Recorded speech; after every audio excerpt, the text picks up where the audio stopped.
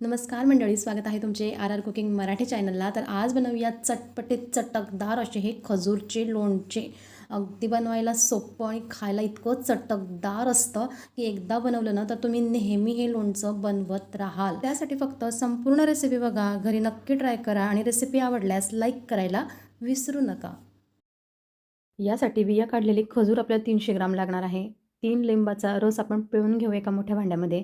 त्या लिंबाच्या रसामध्ये अर्धा चमचा काळं मीठ, 1 चमचा भाजलेल्या शेपूची पावडर, यासोबतच आपण टाकायची आहे साखर 2 चमचे. चटपटीतपणा वाढण्यासाठी अर्धा चमचा लाल तिखट, अर्धा चमचा भाजलेल्या जिऱ्याची पावडर, पाव चमचा मीठ घालायचं. सगळे मसाले व्यवस्थित लिंबूच्या रसमध्ये मिक्स करून घ्यायचे.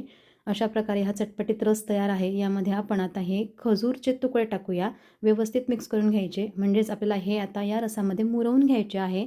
तर यावर झाकण ठेवून आपण 2 दिवस छान मुरू द्यायचे. आणि जर ते कोरडे पडले असं तुम्हाला वाटत असेल तर त्यामध्ये आपण पुन्हा रस टाकू शकतो. तर 2 दिवसानंतर तुम्ही बघू शकता थोडे कोरडे आपल्याला हे वाटत आहे, तेव्हा पुन्हा 2 लिंबाचा रस पिळून यात मी टाकलेला आहे आणि मस्त रसरशीत, चटपटीत, चटकदार आणि पौष्टिक आपलं हे खजूरचं लोणचं तयार आहे.